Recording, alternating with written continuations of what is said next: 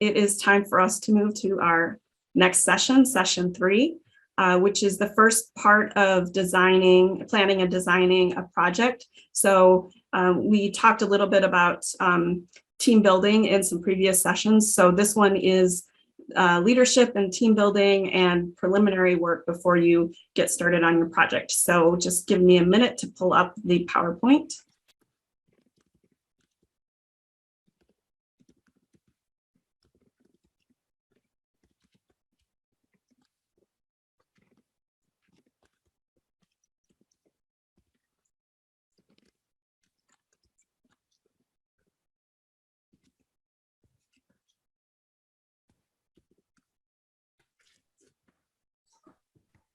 Russ, you're sharing your screen. Are you going first? Okay, good.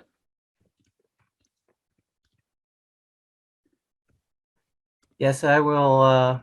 Is my screen on? Yep, we see your bio. Okay. Good morning. I'm Russ Freed. I worked at Erie for 8 years and came to Michigan State for 36 years. And this morning I'm going to talk about leadership and team building and give you some tips that are going to enhance your professional career. When we talk about leadership, there are many skills that are associated with leadership. But the first thing you really need to do is you need to decide what you're going to do with your life. I had a friend that would wake up every morning and look in the mirror and say, I'm going to be vice president of the World Bank. I'm going to be a vice president of the World Bank. So he knew where he was going to go. And it's very important for every one of you to have that in mind as you get up in the morning. What are you going to do? What are you going to accomplish? It's also important to develop a mission statement. In other words, what do you think are important in life? What are your values? What are your priorities? What do you want to do? What kind of impacts do you want to have? The other thing you need to do in leadership is you need to build a reputation, build trust, have integrity, and have core values. I think the most important value here is trust. You're not going to be a leader if people aren't willing to follow you. They need to trust you before they're going to follow you. Another important concept in leadership is that people matter. Leaders take care of their people. Leaders promote their people. Leaders try to do everything they can to make their people more effective. Leaders take risks. Leaders think outside the box. They don't do what the normal people do many times. They do something that's out of the box. Another thing that leaders do is they create a brand. In other words, when your name is brought up, what do people think about you? What kind of publication record do you have? What kind of impacts have you had? What kind of technologies have you developed? The last thing on this slide is balance between personal and professional. And that's something that we or you as young people need to always do is balance your personal and professional. I always say family first, but your profession is also very important. When we talk about team building, one of the most important things you need to do is increase the trust between the colleagues. If you don't trust your other people on the team, you're not really going to get much done. You also need to have a shared vision. You need to all be going to the same destination. You need to know what you want to be accomplishing. It's also important to build efficient programs. And again, in the 21st century, when we talk about efficient programs, we talk about networks and partnerships that we have, strategic alliances that we have with different groups. And with the IT technologies that we have, it's very easy to have global networks that are going to help you accomplish your mission. Enhance your personal effectiveness. Again, we all know that lifelong education is here to stay, and we're always going to have to keep up with the literature. We're going to have to find ways to get extra training and extra support for our activities. Also in teams, you need to have a little bit of creative tension, so there is a little bit of competition between the team members. In team building, you also want to have incentives for the team members. You want to recognize the work that people have done, find out ways to get professional awards, team awards, reward your team members. Again, use positive reinforcement. In other words, make sure you tell the people how important their work is. You also want to celebrate the accomplishments. If you work hard, you ought to party every once in a while. So when somebody or the team does something, make sure you celebrate it. And again, encourage creativity is important. My last slide is on partnerships and networks. And this is not only for your professional life, but also for your personal life. You want to have mutual benefits. In other words, each partner is going to benefit. In fact, what you really would like to have is a win-win-win situation where both partners benefit and then other people also benefit. And the work that most of you are doing, you want that to happen. You want to impact large audiences. Trust, honesty, and mutual respect. Again, science is built on honesty and integrity. Commitment, you want to make sure you make high quality time, high quality effort in whatever you're going to do. The next one is communication. And to me, I call that the big C. You need to understand where the other person is. And if you don't understand, then you have to ask questions and clarify where that person is coming from. Where do they want to go? Flexibility, independence are also important, and strategic alliances are also important because there's many people that are after the same thing that you are. So find ways to work with those people. Finally, to be successful today, you need to be a leader. You need to build a good team, create a good brand, and find ways to network with other people who will help you fulfill your mission. Thank you.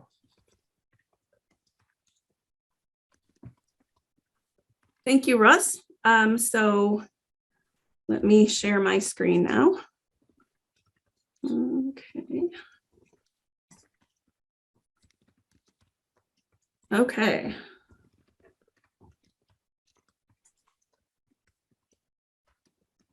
I apologize. Oh.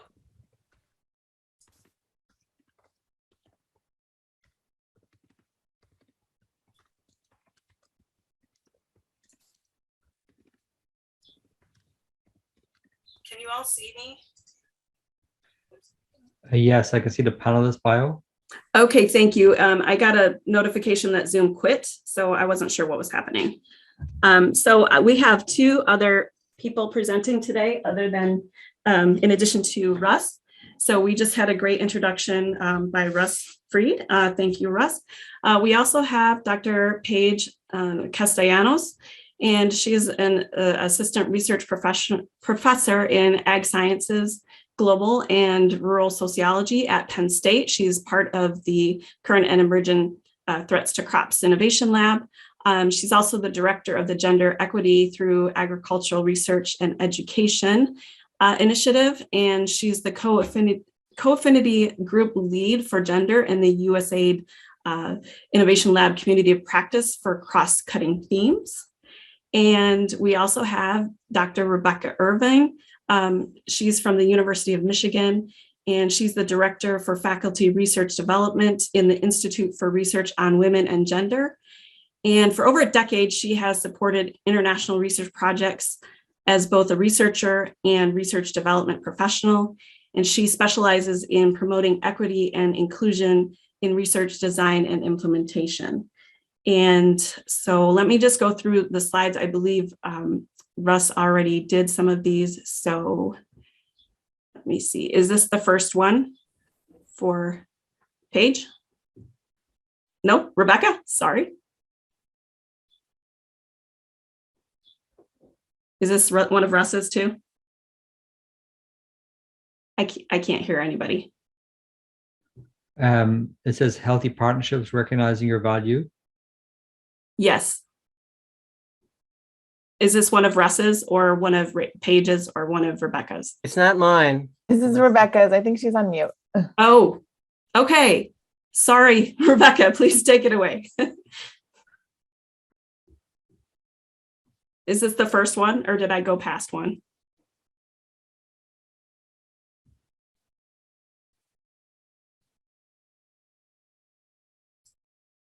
She might be having some technical difficulties. It says she's muted. Let me try to unmute her. No, it says you're not muted now, but we don't hear you. Nope, Okay. we can't hear you.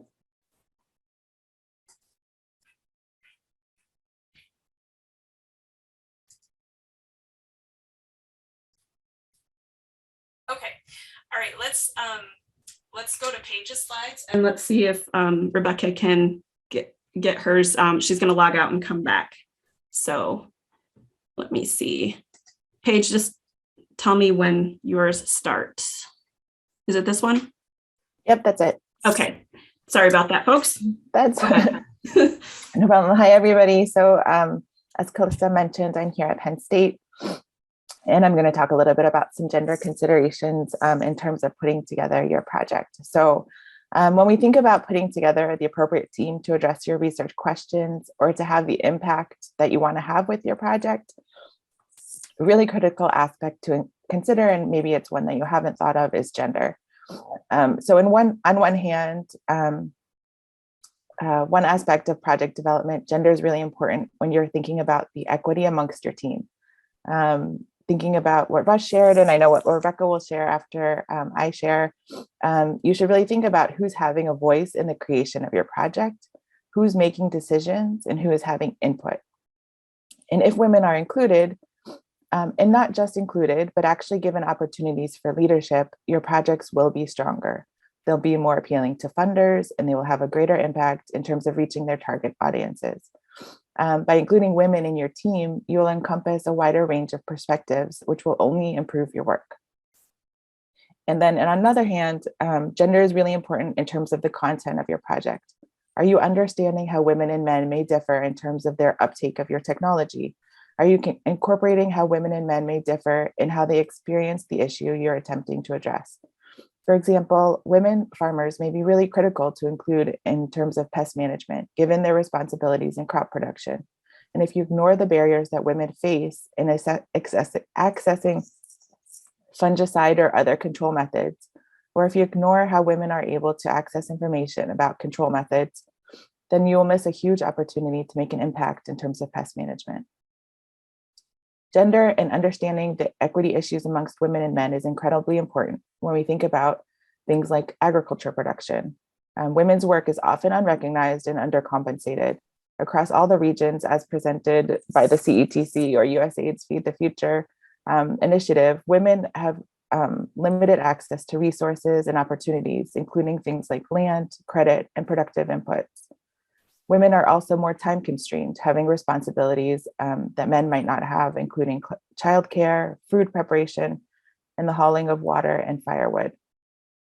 Gender matters for understanding how decisions are made within a household. Women have little control over household income and over income generating assets. And this can have negative implications for things like food security and household dietary diversity, which I know we're all concerned about. In some cases, women who have little control over assets related to agricultural production or other productive inputs are more likely to experience food security and limited dietary diversity. So we have to recognize gender issues in terms of how we address those major global challenges. It's also important to keep in mind that gender issues and inequities can also impact men, limiting their own abilities and roles. It's not just a factor about women. So all of these issues are incredibly important to think about when you're designing a project, developing your proposed activities, and putting together your team. You want to make sure your team provides adequate space for those with experience in understanding and analyzing these gender issues to be able to contribute to your project. This includes having the right team members included and also providing adequate budget to support this aspect of the research. Next slide. So to be able to fully integrate gender into your research project, you should consider what existing data is out there and what additional data you'll need to understand gender differences in experiences and impact. There's a huge amount of scholarship coming from largely the CGIAR, IFPRI, and the innovation labs in different universities that are engaging with gender in agriculture. So you should consider what is out there and also what information you might need. You should also consider how your proposed activities are addressing specific gender constraints. For example, if women have limited access to technologies, how does your project ensure equitable distribution of knowledge and trainings related to your technologies? How do you address diverse education levels? And how do you make sure that women are included in the learning? Do you consider gender roles and norms and how they may influence technology uptake? How men and women are managing their farms, which may be different, and how they're dealing with climate change and other stressors. Further, as you're putting together your project, you should think about what indicators for both outputs and outcomes are used.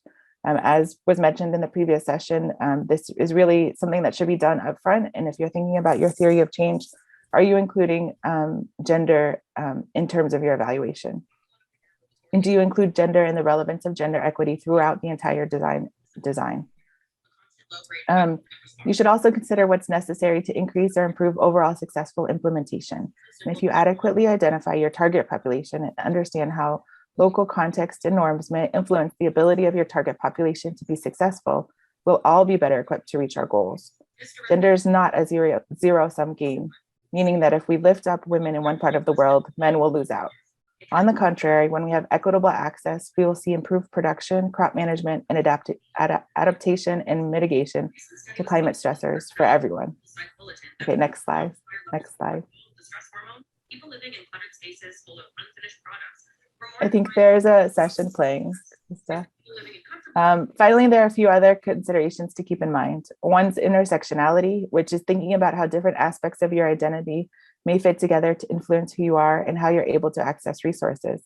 For example, an Indigenous woman in rural Honduras may have many aspects of who she is that may contribute to both her identity and also what she's able to achieve given the structural barriers. Another consideration is the idea of doing no harm, which means that you should consider any unintended consequences. For example, if you're conducting a training that's gender blind or doesn't account for gender, you might only have men attend, and you might be reinforcing gender norms that women aren't able to learn technology, or that women should not attend these type of sessions. Or if you do not include team members in a way that's inclusive and equitable, that allows different team members to have a voice in the project design, delivery, and evaluation, not only will you be missing an opportunity to maximize the information from your team members, but you'll be making a statement about how science and knowledge is generated. So all of these considerations relate to both how your team is put together and how your team is able to address important context and content aspects related to gender in your project.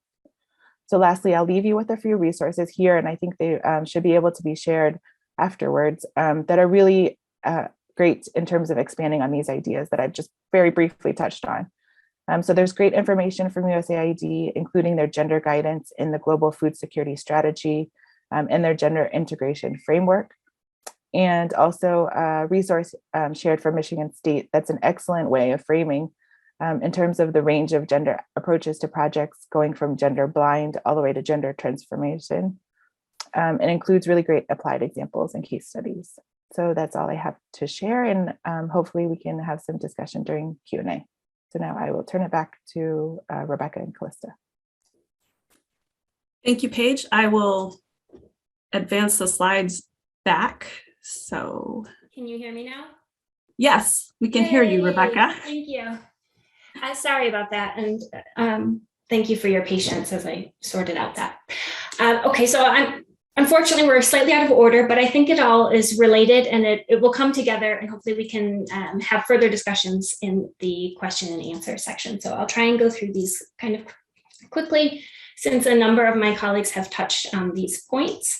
But I want to leave us space to talk more in depth about the importance of healthy partnerships in co-creation and building sustainable relationships. So first of all, I want to start by stressing that how important it is for you to recognize your value in these projects. Joint decision-making matters. So know your place, be confident and comfortable that you offer specific set of knowledge and that it is important to contribute your experience and your knowledge to the project development. I just encourage you not to be passive. Don't wait for other people to tell you where you fit in the project. Make sure you explain how you can contribute and your thoughts and ideas early on in the process. So be clear about your goals, your expertise, and your desired outcomes, as well as being honest about any potential limitations. Having these conversations early on help to mitigate potential problems later. I'm going to talk a little bit more in depth on the next slide. And then don't assume that others know more than you. Contribute to the discussions when you agree, but especially when you don't. This is particularly important in working with partnerships where there are some local scholars and some international scholars, or where you have particular subject expertise that may be different from other collaborators on the project. And then also be open and willing to offer additional knowledge, network, or resources that other participants might not be aware of. Don't always wait to be asked for your contribution. If you have new ideas, you have other directions, or you have other things that you think could be beneficial, please speak up. And again, the earlier, the better. And also help identify who is missing from the team. So this goes back to thinking about networks, collaboration, and looking around the table at who is being heard and who is missing, and how those missing voices could help strengthen the project overall. Next slide, please. All right, and then working to build sustainable and equitable relationships. When you offer your goals and your limitations, also be sure to listen to understand those of others. Really thinking about how the project can help the individual team members and then collaborate or collectively build a stronger overall project will help the project moving forward. It will help it be more successful. So be honest about yourself, but also listen to the needs and the potential restrictions or barriers for other participants, and design it with all of that in mind. This is also particularly important for longer term projects where you need to build this sustainable relationship of honesty about capacity in particular, and when you're going to be able to do things and when you might not be. And these are really important conversations to continually have throughout the duration of the project. So start with having some of these more difficult conversations from the beginning. I know it's hard to put up barriers or potential limits or constraints on your time or what you can offer at the very beginning when you don't know your team well. But it's really important in the building of trust and to be clear about how the team is going to work.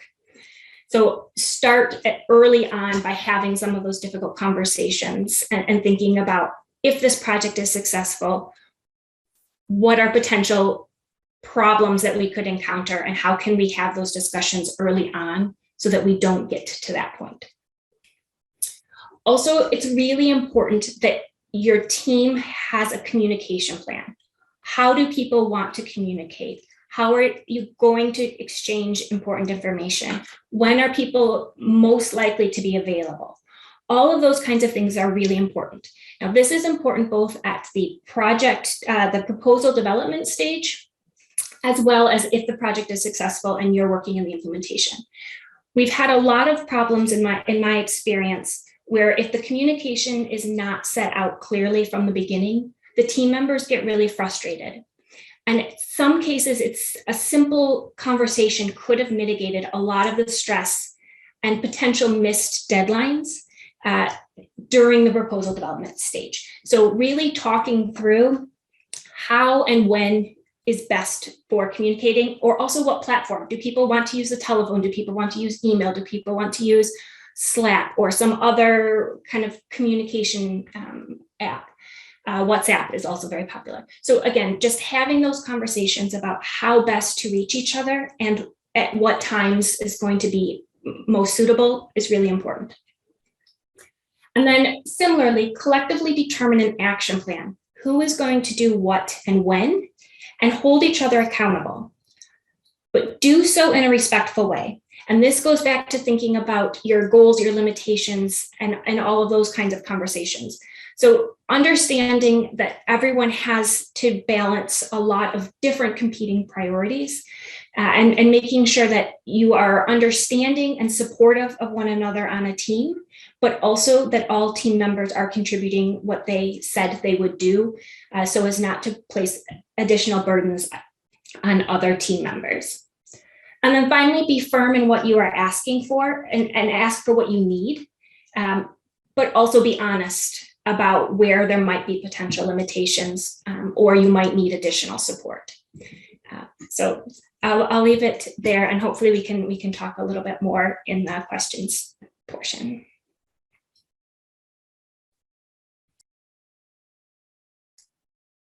Great, thank you so much.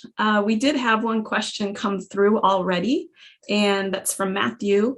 What percentage or ratio of women to men in a company or project will draw in the funding or convince the donors? So what's the ideal ratio for a project? I mean, I can try to, I don't think there's a specific number. And I think you want to think about the group dynamics in terms of who's able to contribute to the project, rather than being so concerned about counting heads. But I mean, I would say representation is really important. And so as a benchmark, I think we say 50-50, but, you know, I think there are a lot of other aspects in terms of developing the team to take into consideration as well, and not just how many women are included, but how the team is coming together in terms of making decisions. Sorry, just another point on that. I completely agree with Paige's answer, but I would also like to say that everyone has to have a purpose. You don't just go round up people so that you hit a 50-50 mark or whatever. So the project should be designed in a way that values and appreciates the expertise of all of its members. So really think about who you're bringing in and why, and how they contribute to the project overall, and not so much the kind of tick box of meeting what you think the funder might want in terms of team composition. I would I would 100% agree with that. And I would add, this would also apply in terms of how we consider participants in your programs or who's included in your research. We do need to have those indicators. And I know USAID specifically is, very much wants to see the number of men and women who are present, but we need to also think about how are they able to engage with the programming? How are they able to engage with the technologies or whatever you're doing in terms of your training? So. Okay, great. So while we're waiting for more questions from the audience, we have some other questions that I can pose to the panel. Let's see. How would you handle a non-performing team member?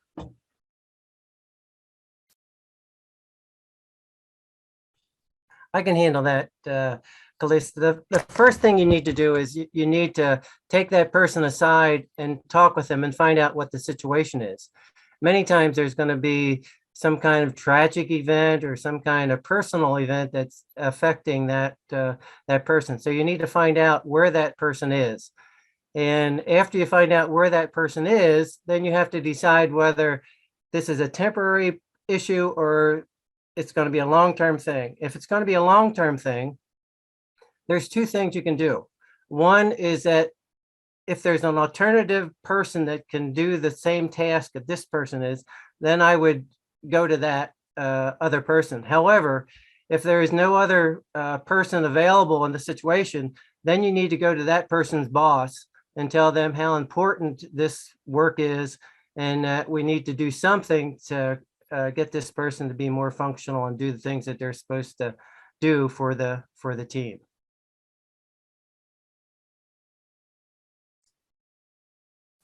Okay, thank you.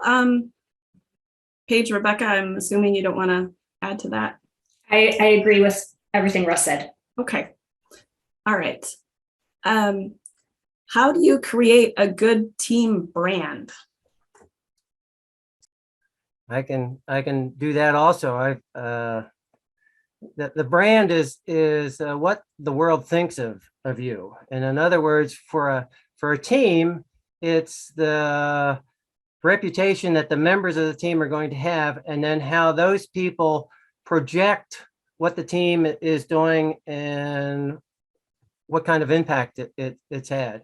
I think in my world, impacts are terribly important. And for most of us, what we're trying to do is we're trying to increase food production around the world and save the environment and a bunch of other increased economic growth, reduce nutrition, et cetera. So you as a team need to make sure that the world knows what you're doing. You need to make sure that you're able to interact with farmer groups, with newspapers, with journals, so that they can put articles in about the work that you're doing, the impacts you've had, and the impacts that you're going to have. It's also your presence on the social media. Certainly today, social media is terribly important. So you need to find ways to make sure your team is represented on social media. And again, it's telling people how important your work is and telling people what you've done is the best way to create your brand.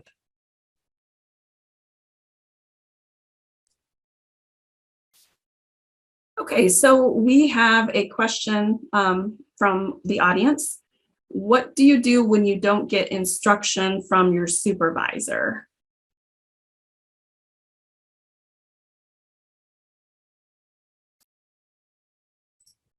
I think this depends on the context. So I'm not sure if it's as a student or as a team member, meaning that because I think there's different power dynamics and different goals involved depending on what the supervisor relationship is. So if it's a student situation where you are kind of you have to report to the supervisor and you have to meet their expectations in order to finish your qualification. I think that's a little bit different. If we're talking about a supervisor on a grant or proposal or project, are we referring to the PI in that case? I'm not sure if anyone else has any clearer understanding of what relationship we're looking at in this question. I think it goes back to communication. I mean, I think you have to ask questions of clarification, and communication is a two-way street. Maybe your administrator or your boss is not a good communicator, so it's up to you to find ways to try to clarify what the issue is. I mean, again, you're the person that does not quite understand what the situation is, and it's your job to find ways to clarify it.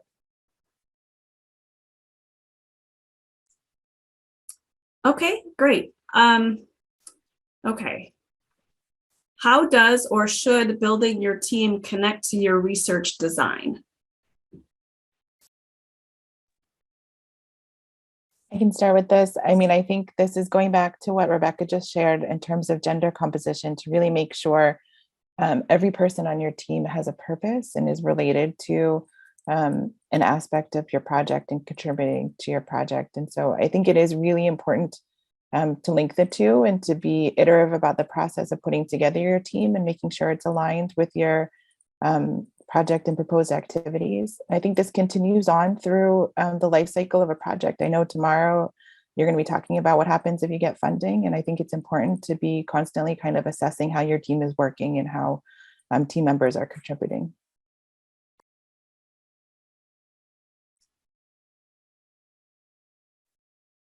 Okay, feel free to ask questions as a participant.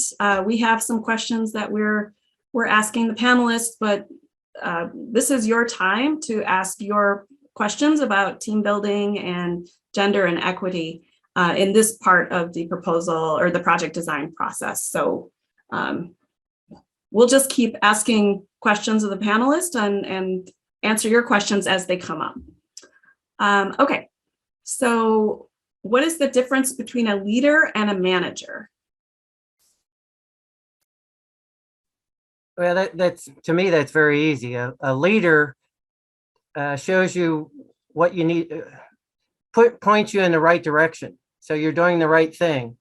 And the manager makes sure you do the right thing right. You can have a lot of good managers that are doing the wrong thing right. But what you really want to have is you want to have a leader that puts out a good direction and have a manager that then does that direction correctly. So it's do it right, the right thing. Okay, thank you, Russ. How do you develop a vision for the team? I guess I'll take that again. The vision is, what do you want to do? What kind of impact do you want to have? You want to just have publications? You want to increase food? You want to increase environmental safety? Whatever the objective is, that is what your vision is. And then how are you going to get there is another important component of the vision. Who do you need on your team? What kind of disciplines? What kind of policy people you're going to have to interact with? What kind of funding places are you going to go? The vision includes, in essence, everything that's needed to have a successful project. Just also add on that, it's really important to take the time at the beginning of the development to agree these sorts of things, because otherwise you'll get people going in different directions, and it's much harder to bring it all back together later if you haven't had an agreed vision and a kind of plan of where you want this team to go.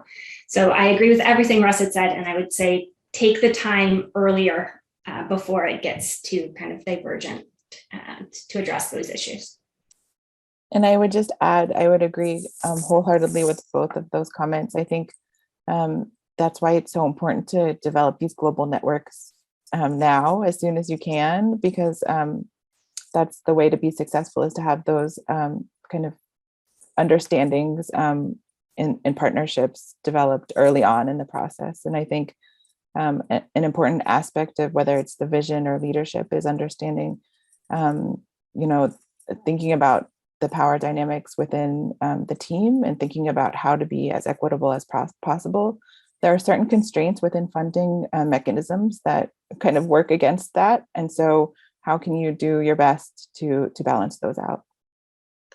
So if you have a 5-year project, the best way to help start developing a vision is to decide, where do you want to be in 5 years?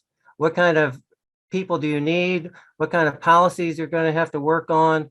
What kind of training issues you're going to have to deal with? What kind of other groups you're going to get involved to get this thing done in 5 years, or however long your grant is. Okay, perfect. We have 1 minute left and one final question from the audience. How can we integrate artificial intelligence and human intelligence to help team building and effectiveness?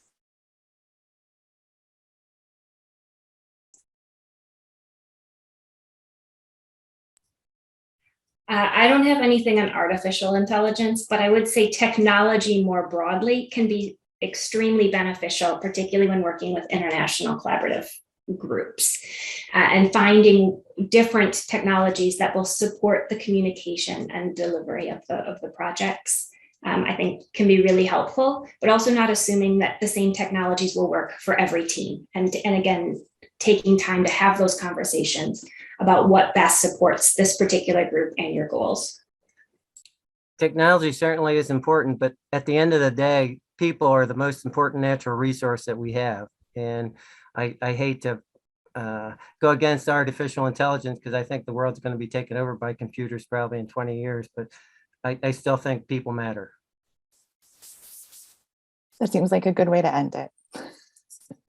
Thank you very much. We had a couple of questions come in on the Q&A, and we don't have time to answer those, but if you all could take a look at those and maybe try to type something up while we move to the next session, that would be very helpful. So thank you very much to Russ and Rebecca and Paige.